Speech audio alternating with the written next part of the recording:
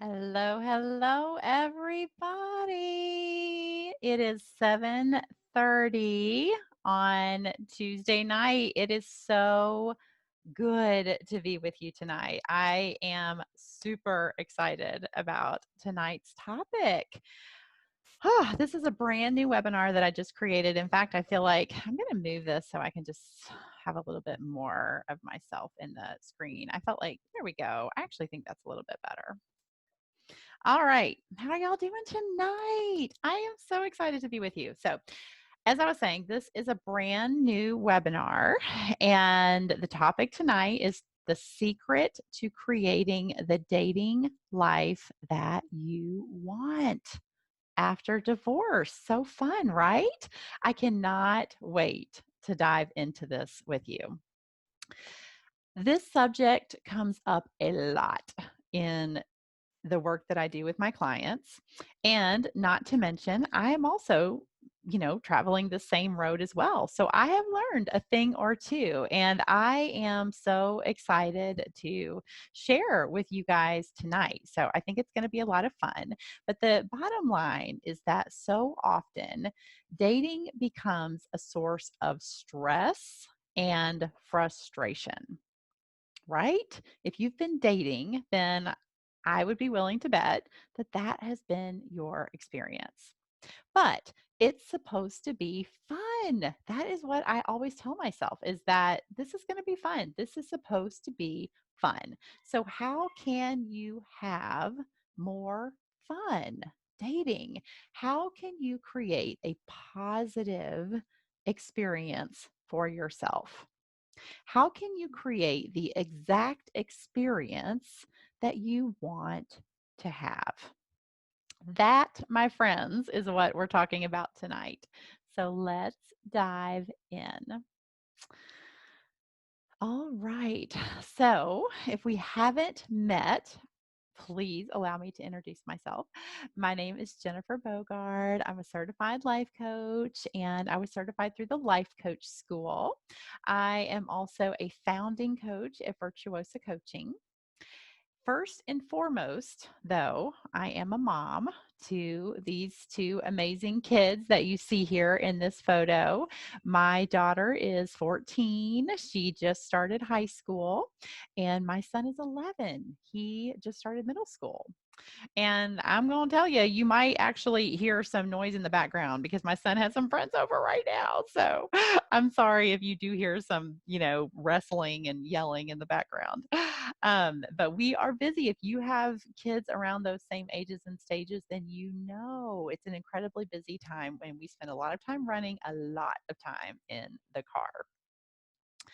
And something else that I will share with you is, because divorce is kind of my jam, I spend a lot of time talking about it. I will share with you that I am divorced, and I have been divorced since 2018. I was separated about, actually more than a year, probably almost a year and a half before the divorce was actually final. And like you, and probably like most every woman that I've ever coached, I never dreamed that I would be divorced. That just never felt like that was an option for us. But nevertheless, here we are. So, and also, it's interesting because I never dreamed that I would be coaching on divorce. I had a 15-year career in human resources. And when I went into coaching, I fully expected that I would do leadership coaching. That was always the plan. But the Lord had other plans for me. And I started feeling kind of that tug at my heart to move in this direction. I never, I was very resistant to it. I never wanted to be the poster child for divorce.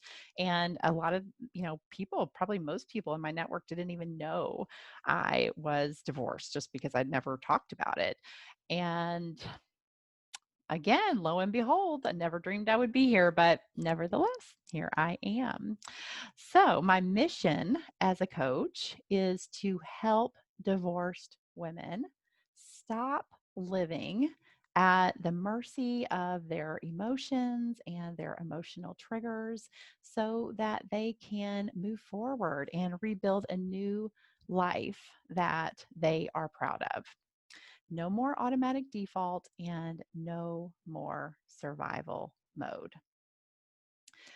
So, divorce is traumatic, right? It can be traumatic. And so many women have such a hard time recovering from the fallout of that. And, in terms of trauma, I always say, every human on the planet has experienced some sort of trauma. I mean, trauma is really just anything that causes your nervous system to kind of go into overwhelm, right? And so I don't think there is a human walking around today who hasn't endured trauma. But if you've been divorced, you've definitely endured trauma. Now, depending on your experience, it could be a big T or a little t, right? Maybe it's a huge trauma or maybe it's a smaller trauma, but nevertheless, you have experienced trauma. So I'm curious, have you heard of post traumatic growth? If you have, it is a theory that suggests that trauma can actually be a catalyst for growth and transformation, not in spite of the traumatic events that have occurred, but actually because of them. And my friends, that is really the work that I am doing. I So many people feel like divorce is a death sentence. And I really like to challenge that thought and say, is it possible that it could be an invitation? Could you make any space in your brain for that? And that is honestly the work that I feel like I've done in my own life. And that is the work that I just take so much honor and joy in doing with my clients. So, the ultimate goal of my work is for women to heal their hearts and move forward feeling fully equipped and empowered to do the work that they are meant to do in their own families, in their own communities, in their world, to rebuild a life that they can feel proud of. So, to that end, many of us, right, many women still want love to be a part of their life. Of course, we still want to have a partner, we still want to be in a partnership, right? And so, that brings us right back to the topic at hand, which is dating. So, what are we going to talk about tonight? So, these are the things that we are going to talk about in the next few minutes. A couple of things that I just want to share with you. Number one is we're probably going to be here together for the next 30 to 45 minutes, is my goal. Sometimes I can be long winded, but that is my goal, the next 30 to 45 minutes. A couple of things that I just want to offer as we get started. If you are multitasking right now, I feel you, girl. I feel you. I am the queen multitasker. But I just want to invite you to give yourself this time. Again, it's only going to be 30 to 45 minutes. And really think of it as an act of self care, maybe as an investment in your future self. If you are able, turn off your notifications, stop scrolling your social media feeds, and, maybe light a candle. Maybe get a cup of tea. I don't know what it feels like where you are, but it feels like fall outside where I am here in Nashville, Tennessee. But regardless, just settle in and give yourself this time. That would be my invitation to you. Secondly, if you are a note taker, be sure that you have your pen and paper handy because there's going to be lots of fun stuff, lots of juicy nuggets that you are going to want to write down. So have that handy. And then lastly, just familiarize yourself as we get started with the tools that you have available. Okay, so you have number one, the Q&A box. So you can see here that we are going to do Q&A at the end. So if you have questions as we go along the way and you just want to throw those in the Q&A box, go ahead and do that. That way you don't forget, you don't have to remember at the end, you can go ahead and throw them in the Q&A box. The other thing that I'd like for you to just find and familiarize yourself with is the chat box. Okay. So I have my chat box open. And so what that means is that if you share something with me in the chat box, I'm going to see it as soon as it comes up. I would love for you to do that. Okay. If I had my druthers, if I had my wish, you and I would be like sitting at the table together, okay? And we would just be chatting, we'd be connecting, we'd be, I could see you, I could be like looking in your eyes, right? And we would really have some connection time. And because we are limited by the technology, but also, of course, grateful for the technology, this is what we have. So let's use the tools that we have. I will try to remember to remind you to put things in the chat box, but sometimes I do forget, but please feel free to share any thoughts or comments that you have throughout the presentation in the chat box. All right. So, are we ready to get started? I know I am. Let's dive in. All right. So, before we talk about, I'm going to have to take a drink. Before we talk about the secret, which of course is the meat of our conversation tonight, I want to tell you about some common pitfalls that I see with my clients, with women that I just see in, on Facebook that, these pitfalls are just really prevalent. When women first kind of re-enter the dating scene after divorce. So let's talk about them. These are the top three that I thought of. All right. So the first one I like to call I just want to see what's out there. Okay. So what typically happens with this pitfall? So the scene is, you know, there's a one of us, right? One of our, fellow ladies. She's at home. Like, say it's Friday night, it's Saturday night, and she's home alone, and maybe her kids are in bed, maybe they're with their dad, and she's feeling sad, right? She's feeling sad, she's feeling lonely, just all the feels, all the negative emotion. And she decides to, what else do you do? Open a dating profile, right? Like, I'm going to start a dating profile. I just want to see what's out there. If I've heard it once, I've heard it a million times. But the problem is that she's making this choice to kind of begin her dating journey from a place of reactivity, right? She's being reactive to her emotion. She's trying to distract from the negative emotion that she's feeling. She's still very much in the thick of her pain. And she's really reacting to that pain by starting this dating profile and really just trying to kind of distract herself from the drama of things with her ex maybe, or just the pain that she's in. But that's kind of the thought behind creating the dating profile. But here's the thing. As soon as you open a dating profile or you start a dating profile, you create a dating profile, inevitably, ladies, the likes are going to start pouring in, the messages are going to start pouring in. And you know what? That is dopamine for your brain. Okay. Every time you get a like, every time you get a message, your brain is like, boop, boop, boop. Like, it's so exciting, right? And you feel all of a sudden, because of these likes and messages that are rolling in, like all of a sudden you're like feeling like, woo, I'm back. Right? Like, I've still got it. And that's normal. That is, again, dopamine in your brain. That's so normal. But here's the thing, like, as soon as you start engaging with those likes and with those messages, like, you are off to the races. And just like that, you are dating again.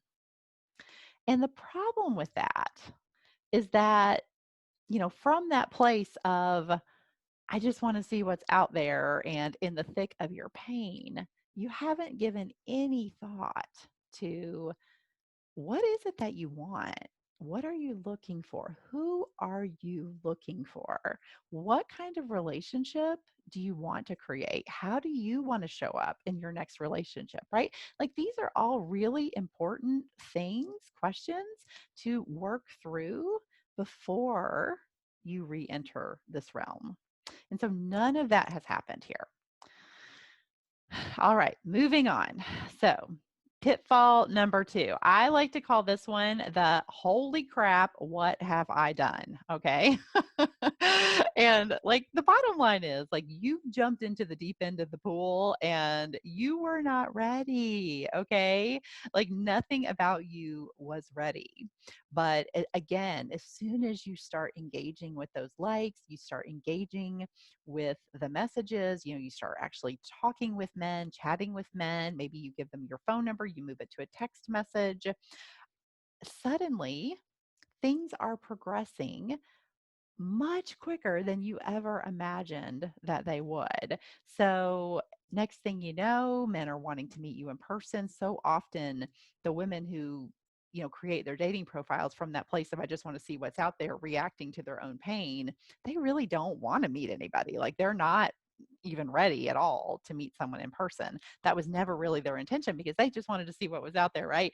But as soon as you've jumped into that pool, you're dating and people are like, hey, let's get together, and then once you get together, like boom, you're off to the races. So things just start progressing way quicker than you imagined that they would or that you were ready for them to. So instead of being in a place of intentionality and looking for a partner and the relationship that you would like to have, you're just really, again, trying to distract yourself from your pain.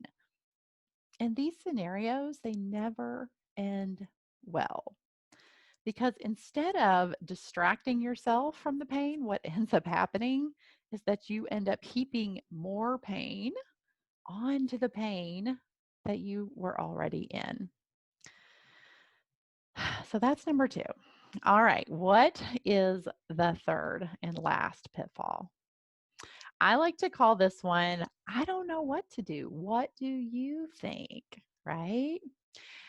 Ladies and gentlemen, if there are any gentlemen with me tonight, a big clue that you are not ready to date again is if you find yourself crowdsourcing answers to all of the questions that you have about your newfound dating life.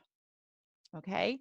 So if you find yourself asking your friends, your family, random strangers on Facebook about the quality of an interaction that you've had with a man that you've just met, like, what do you think about this interaction that I've had?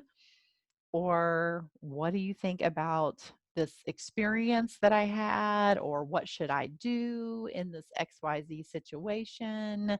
When you are crowdsourcing the answers to all of those questions, then that's just a clue. You're not ready to be dating. Now, that might sound like some tough love. I get it. But how do I know this? I know this because crowdsourcing is a sign that you do not trust your own wisdom. And we're going to talk more in depth about that here in just a little bit. But the result of all of these pitfalls that we've just talked about is that you are not driving your own boat, okay? You are in a reactive mode from start to finish.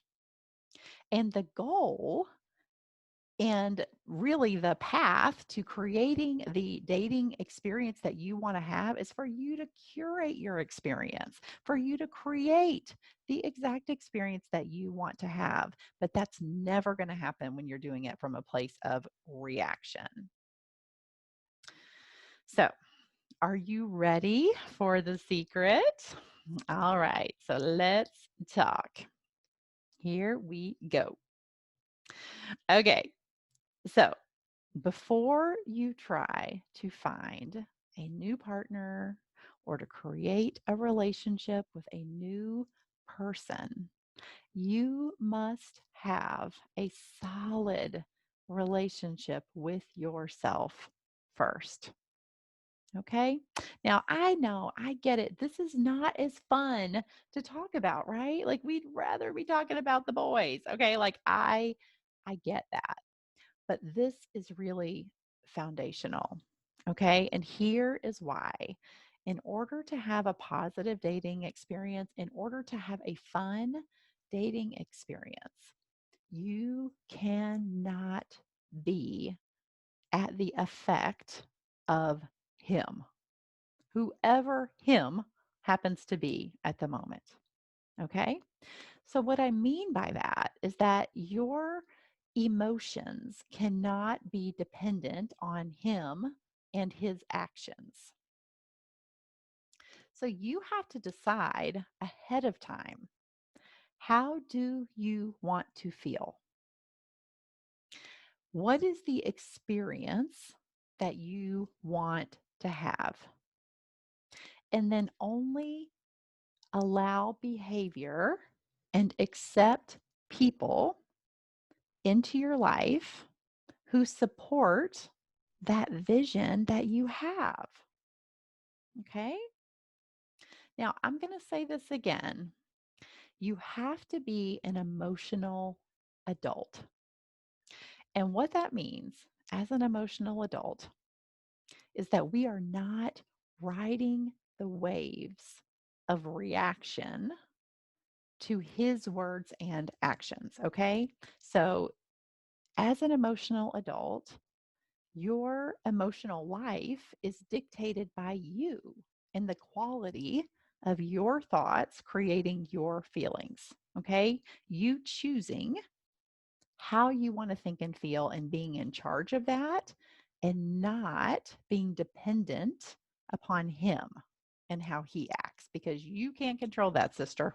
Right? We know that. I mean, if we could, we would. I'd be all for it. Trust me, but we cannot. So drama ensues when we want him to act in a certain way and then he doesn't. Okay. So when we feel like he should have called by now, we feel like he should have said something differently in a text message, we feel like, he should have acted differently. There's however, whatever the situation is, we feel like he should be different or he should be acting different than what he is. Whenever that's the case and we're using that as a reason to be upset, then we're tangled up in mind drama, right? So, the secret to creating a positive experience for yourself is to really remain unattached to the outcome. So, if it doesn't work out with this particular person, then just like the song says, thank you next, right?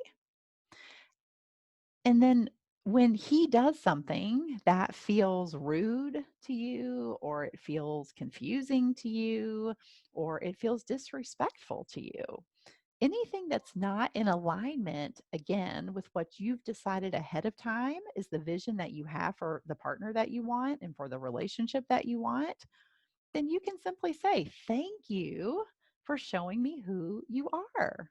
It's perfect. You've shown me who you are. This is not in alignment with what I want for myself. So goodbye. Thank you. Next. No drama, no hard feelings. You are just unattached to the outcome. And so maybe you're thinking, like, that sounds really good, but like, how in the world do you do that? And we're going to talk about that. But, something that well, we'll just move on here and say that this is how you do it. Okay. You've probably heard this in relation to marketing, but it actually works perfectly here, I think. You have to know, like, and trust yourself. And then I'm going to add this caveat.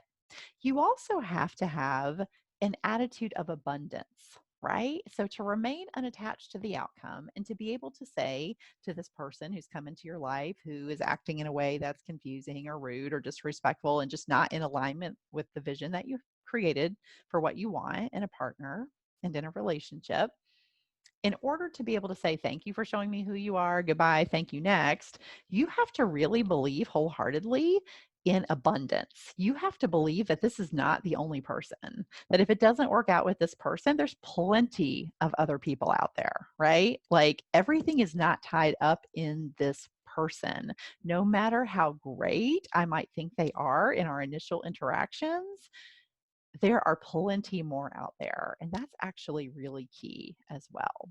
So I'm just going to add that as a caveat. But what we're going to talk more about right now is just knowing, liking, and trusting ourselves, because that is really what it means to have a solid relationship with ourselves. So let's flush that out. You want to? Okay, so knowing yourself. Okay, what does that mean? So often, I mean, well, let's just say if you're divorced, okay, like I am, right? I was married for 15 years. Most of the women that I work with have been married for 10 to 20 years, right? We've been married a long time. And so when we get divorced, we're kind of in this place where, all of these questions that are listed here, like who am I and what are my core values and what am I passionate about and, what are my needs and my strengths and weaknesses, all of those questions. I haven't thought about anything like that in years, right? Like I've just been busy being married and being a mom. And quite frankly, all of, the things that are important to me and my values and, all of those things have kind of gotten jumbled up with my ex-husband, right? I mean, we've been together for 15 years. And so we've kind of melted together and I don't really know exactly where he stops and I start. And, actually, what do I really like and what do I really want? Like I haven't even asked myself those questions in so long. And as a wife and a mom and just the busyness of life, like we feel like we don't have time to think about those things. Am I right? And probably you're feeling that way now as a single mom. Most of the women that I work with are moms. And so you're probably feeling that way now as well. But here's the thing, this piece about knowing yourself, whether or not you decide to date again, actually, all three of these pieces, but whether or not you decide to date again, these things are critical. Okay.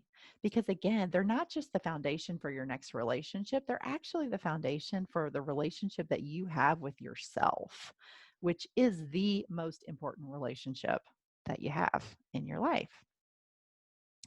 So I want you to think about this in terms of like when you do meet a new person. So if you've already been dating, then you know that, as you're getting to know someone, you're asking them all of these kinds of questions, right? You want to know them, you want to know who they are.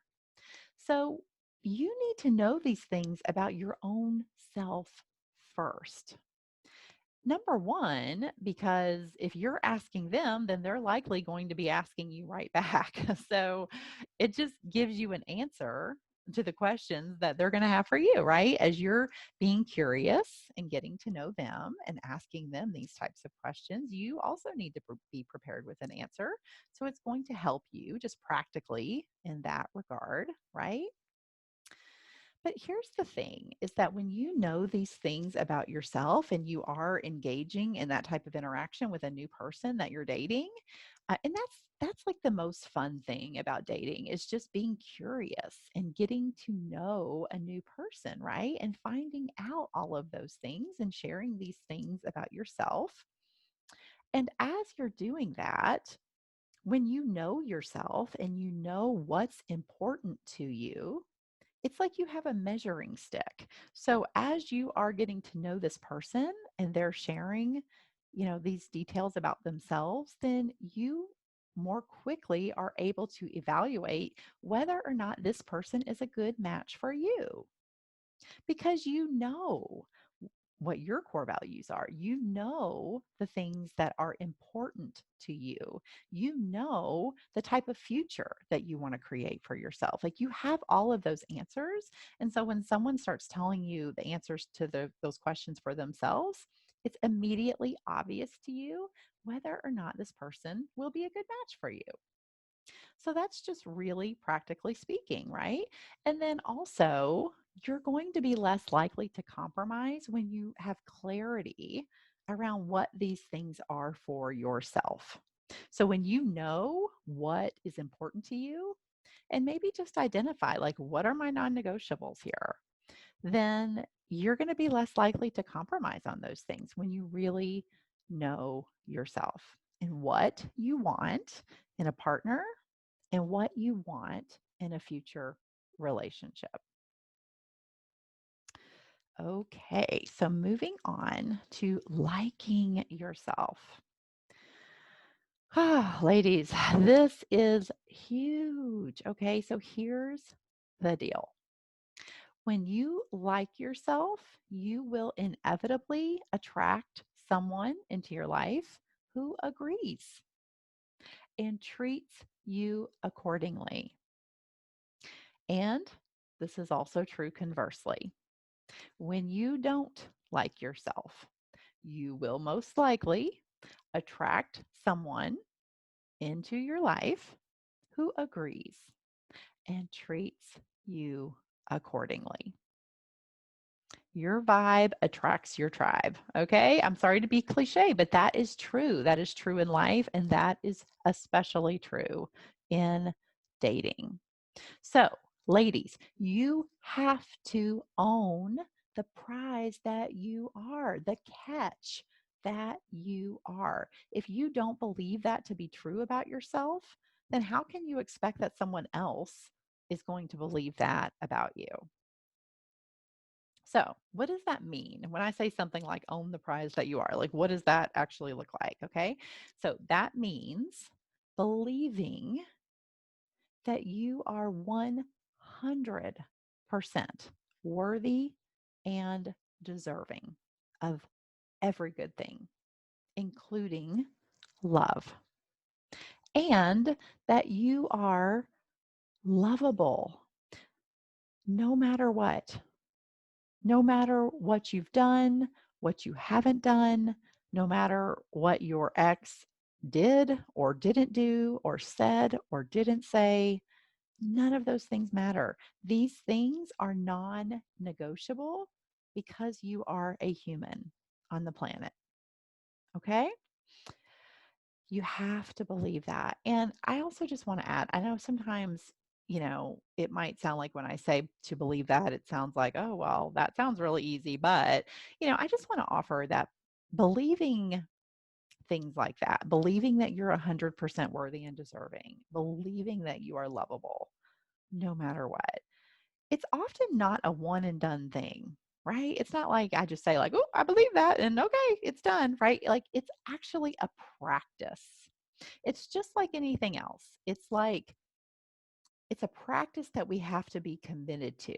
And in that way, it ends up being like a muscle that we are strengthening, that we are building. So you have to keep reminding yourself of this truth and redirecting your mind back to this truth whenever it wants to think otherwise. So if you are having a hard time believing this or these things, then start creating evidence. Okay. Start looking for evidence. So make a list of 25 ways that you are a good partner, that you are a catch, that you are a prize. Okay.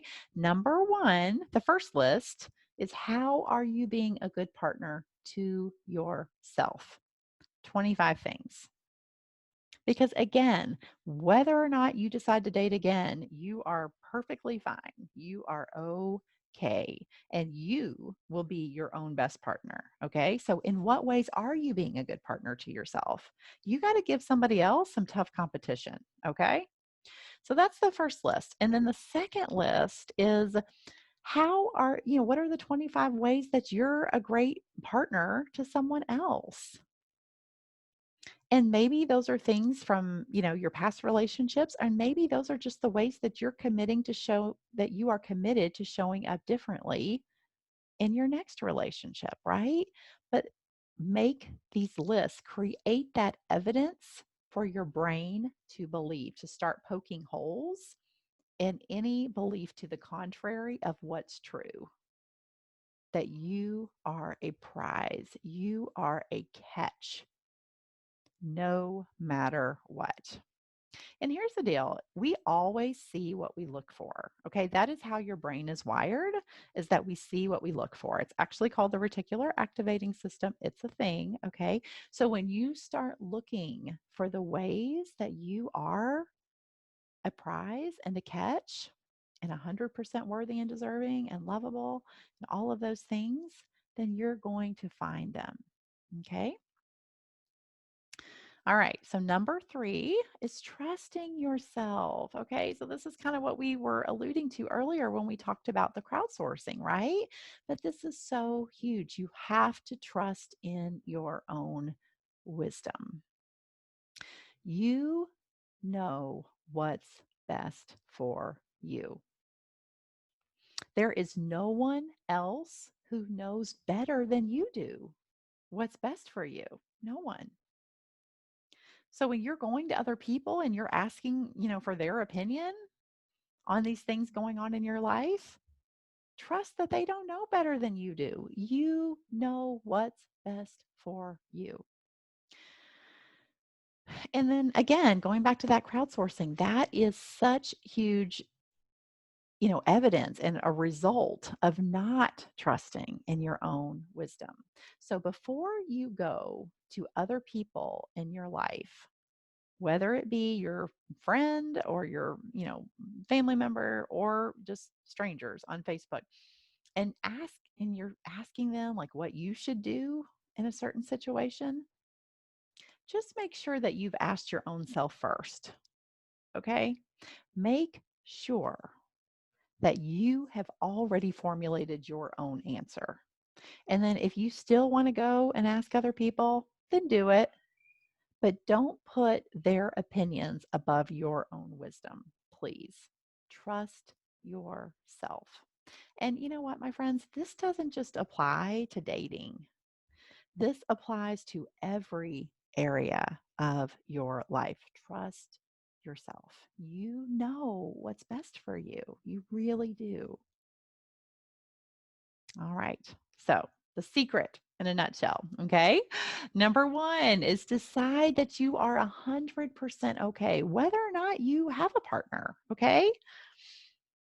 Create an intentional vision for what you want. Who are you looking for? How do you want to show up in your next relationship? And how do you want to feel in your next relationship? Decide all of those things ahead of time. Visualize those things. Live into them. And when you meet someone that doesn't support or align with this vision that you have, you're going to know it. And again, that's how you can be unattached to the outcome and you can just avoid the drama. And when someone isn't in support of this vision that you have, then you can just say, thank you, next. So we talked about remaining unattached to the outcome and then knowing, liking, and trusting yourself. I'm going to add a couple of things that I didn't put on the slide, but I'm just thinking of right now. And so I feel like I want to share with you. And I just want to add that piece about the abundance, right? And just really trusting that whomever, this person that is, in front of you at the moment, if they are not the person, and sometimes it can be hard to let them go because we have this idea of like, I'm never going to meet someone this great again, right? And so we have thoughts like that, like those are scarcity based thoughts. And I really want to just encourage you that there's more people out there. Like, you don't have to worry about that. There are so many people out there. So trust that.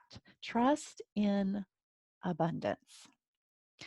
And also, the last thing that I just feel like I want to add is to just trust that if you want to have love in your life again and you want to have a future husband or a future relationship, trust that he's out there. Just trust that. Believe that wholeheartedly, that he is out there. And it's not a matter of if you're going to meet this person, it's just a matter of when. And when you believe that wholeheartedly, you can just really relax into it and know it's going to happen at exactly the perfect time. Okay. So I want to just kind of move into like a little bit of a beware. Okay. So, as we talked about, divorce is traumatic. Okay. And after trauma of any kind, it is really normal that our brain is going to move into a self protection mode. And you know what? Maybe you were already in that mode before you even got divorced because your relationship had deteriorated to a place where you were already feeling kind of protective. I know that's the place that I was in. I actually already had walls up. And so, when we have those walls that are really high and strong, that is our own self protection. And self protection looks like fear. Okay. So it looks like maybe you've heard of, fight or flight or freeze. Those are typical like stress responses from our nervous system. And that's, self protection looks like fear, and fear looks like fight, flight, or freeze responses in our nervous system. Okay. So be aware that when you have endured trauma, whether it's a big T or a little t, this is still going to be your inclination. And especially if you've been married to someone who has betrayed you, which I know is very often the case with my clients, it can be absolutely terrifying to open yourself up to someone new. I hear all the time from clients like, I cannot handle getting hurt again. I can't handle another rejection. I can't handle another heartbreak. I hear that all the time. And you know what? I get it. I really get it. I've had those same thoughts. Trust me. And, you know, the fear really isn't a problem. I mean, it really is normal. And so I think to the degree that we can normalize that and say that it's normal that my brain wants to protect me, like that's really normal. And I know that might seem like weird language if you're not used to kind of thinking about your brain like that. But it's normal that your brain wants to protect you. Okay. But the problem is that the fear can't be in the driver's seat. So to be aware that the fear is there and to just tell yourself, like, it's not a problem that it's there, it's just trying to protect me. But it cannot be in the driver's seat of this new relationship because the problem with that, when fear is in the driver's seat, and, it's just like this quote says, right? That self-protection, like the fight, the flight, the freeze, all of those methods that we do to build those walls around us to protect ourselves, our protection becomes our prison. And as long as we remain afraid to open ourselves up to a new person, a new partner, then we will remain alone. We'll be safe and we'll be alone. So, what do we do? The first thing that I just want to say is that, of course, not everyone has earned the right to, kind of break through your walls, right? I mean, I'm trusting that you know how to evaluate that for yourself. I mean, people have to earn the right to be in your inner circle. Of course they do. But when they have, what do we do? How do we avoid becoming imprisoned to our fear? We have to rewire our brain for connection. Okay. So I want to share a story with you to kind of illustrate this. So last year, I hurt my foot. I had a foot injury and I had gone to the orthopedic. It wasn't broken, it was just injured. And he said that it would heal within a couple of months. Well, it wasn't healing. And so I finally broke down and went to the physical therapist at his recommendation. And when I went to the physical therapist, that person was amazing. And she explained to me in my very first visit what had happened. And she said, the minute that this accident happened, that my brain rewired how I needed to walk in order to protect the injury. And now, several months post accident, my foot was healed. She had done all of these, tests and range of motion and strength and, all of these different tests on my foot. And she was like, your foot is healed. It's completely healed. But the problem was that my brain didn't get the message. And it was still instructing my foot to walk in this modified way to protect, that injury, but I no longer needed that protection. That wasn't necessary anymore. And that protection, walking in that modified way was now putting a strain on all the muscles and the tendons and the ligaments in my foot and was actually causing additional damage. So she explained to me that the work that we needed to do together was to rewire my brain so that I could start walking correctly once again. And my friends, I was like, "Psh, like you are speaking my language." So I knew immediately what she was talking about. And I immediately likened that to being in a new relationship. Actually, at that point, I was in the first relationship that I had had, since my divorce. And the thing is, when you've been married to someone who you really haven't had physical intimacy with, you haven't had emotional intimacy with, or, maybe you thought you did and they betrayed you, or maybe you never did and they betrayed you, or, whatever the case may be, your brain has now rewired how to be in an intimate relationship. And that includes walls, right? That includes protection, self protection.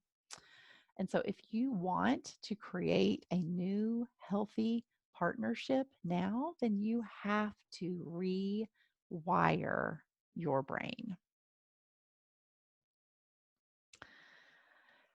Now, that rewiring your brain is simple, but it's not easy. But it is exactly the work that we do in coaching. Okay. And so it starts with just noticing and observing the thoughts that we're having and how are they affecting us. And that's where we start to find where fear is in the driver's seat, because so often we don't even realize that that's the case.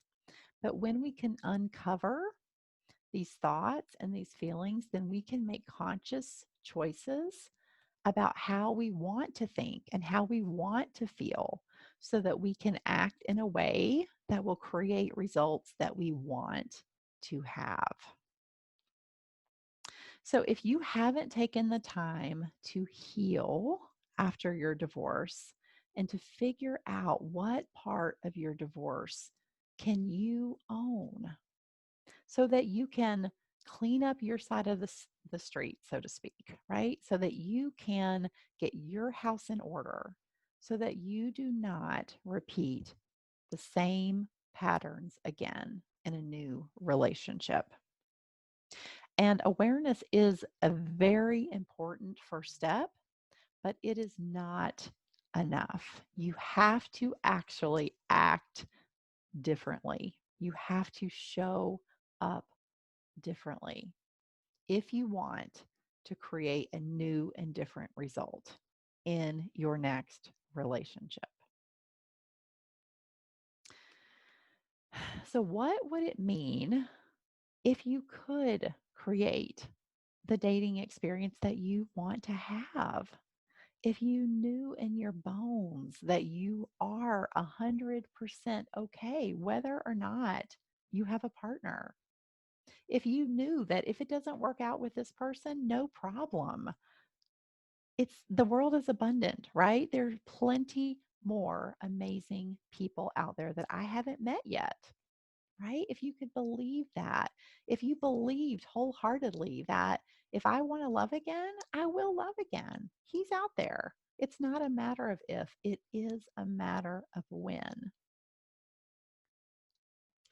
And when you are in the dating world, to really be super intentional about attracting the partner that you want to have and creating the relationship that you want, knowing what you want and being super clear on what you will accept and what you will not accept. If these are things that you feel like you could use help on or use help with, then I would love to help you with that.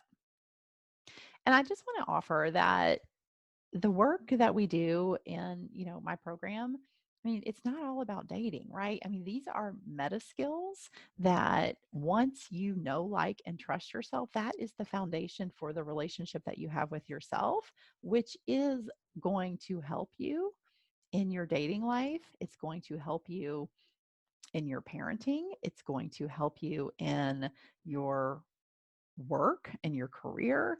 It's going to help you in literally every single area of your life, because this intentionality, this creating the results that you want, it will apply to every area of your life. So if that sounds intriguing to you, then get on my calendar. Let's chat. You have nothing to lose and everything to gain.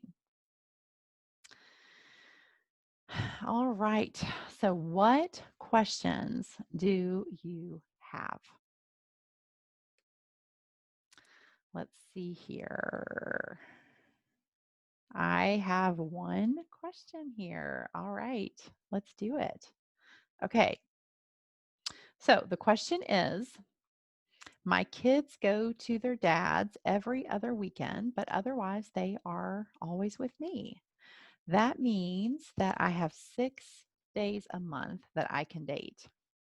When I meet men and I tell them this, they immediately recoil, saying, I don't think we can make this work. Am I really asking too much? Okay. Well, that is a great question. So I'm going to ask you, do you think that you're asking too much? I I don't know. I can't really tell from your question. I feel like you're kind of you feel like they're suggesting that you are, and so maybe you are believing that you are, but I'm really curious to know if you think that you're asking too much. So from my perspective, you have 6 days a month without your kids. That is simply the circumstance. Okay? That's just the fact. You have 6 days a month without your kids. It's just the circumstance. So, how do you want to think about that circumstance? Okay, so you have options, right? You could think, I'm asking too much. Screw it. I'll just wait till my kids are grown, right? Like you could think thoughts like that. And how is that going to make you feel? If you're thinking thoughts, if you're thinking, oh my gosh, this is asking too much, forget it. I'm not even going to bother. I'll wait until I'm, much older, until my kids are gone. And you are feeling, I would say probably what, defeated? I would say resentful. I think if I felt that way, if I felt like, oh, I can't date because of my kids, I feel like I would feel really resentful about that. So that's probably not a way that you want to be feeling. So I might offer that you would try on thoughts like maybe, the right person is going to be completely open to working around my schedule. And that kind of goes along with the idea that you have a vision for, the person that you want to meet and for the relationship that you want to have. And if they're the right person, then they want to be with you, right? And if that's 6 days a month that you have available, then they're going to make that work. And you can just trust that there is a man out there who will want to be with you and who will feel like 6 days a month that they can be with you is the jackpot, right? Like they've won the lottery. If they have 6 days a month that you're going to have kid-free, undivided attention time, like woo-hoo, right? Like that's awesome. So just feel, just trust that person is out there. And also conversely, to trust that if someone says that, oh, I don't think we can make this work, then that isn't the right person, right? So then you can just go back to thank you, next, right? Being very unattached to the outcome. And again, trusting there's plenty more where this one came from, and the right person will be so open to working around my schedule. I am a firm believer that action always follows desire. Okay. I think about this a lot in terms of dating. And one of the things that, like I'll just share kind of personally, like I am, um, I just kind of have an assertive energy. I kind of have like a leader energy, maybe. And so it doesn't bother me to like call a guy or to kind of make the first move, things like that. But I have really tempered that. Like in my dating experiences, I have really stopped doing any of that because I really do believe that action follows desire. And the truth is that my heart wants to be pursued. When I think about the relationship that I want to have, I was the leader in my marriage, right? Like I was the leader energy, and I don't want to be that again. That's not the relationship that I want to have personally. And so I do, want to be pursued. And because that's what I want, I have really had to kind of change my behavior so that I am not so quick to make the first move. I'm not so quick to, call someone or text someone after a date, that I just really relax and just trust that action always follows desire. And that if they like me and they want to be with me, then they will pursue me. And I can just trust that. And if they don't, then it's not meant to be.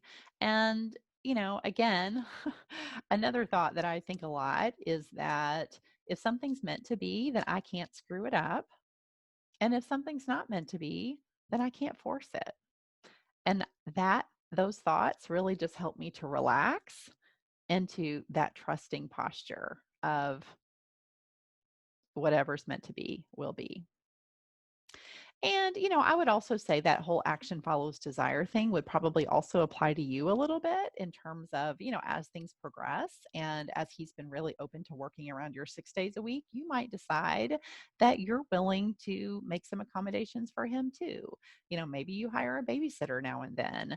Maybe you do some, babysitting swap times with a friend or a neighbor, or, something of that nature. But maybe you figure out, as things progress and you decide that this person's important to you, then you might decide that you want to make some allowances as well. So, that's possible too. So, and I also would just offer that slow is okay. I think in the dating world today, everything moves so fast. And that is something too that I just want to encourage you to again decide what you want your experience to look like. And if something is going faster than what you are ready for it to go or that you want it to go, then don't be afraid to say so and to kind of pull back the reins and create the pace that you're comfortable with. All right. Any other questions? I don't see any. All right, my friends. Well, it was a full hour, so I'm sorry. I am long winded, but I am just going to trust that you got exactly what you needed tonight. So, again, I'm just going to say, if you need any help creating the dating experience that you want to have, building a solid relationship with yourself, healing your heart, I would love to help you. So, schedule that consult call today. I would love to see you soon. All right, my friends, have a wonderful night, and I will see you again down the road. Bye bye.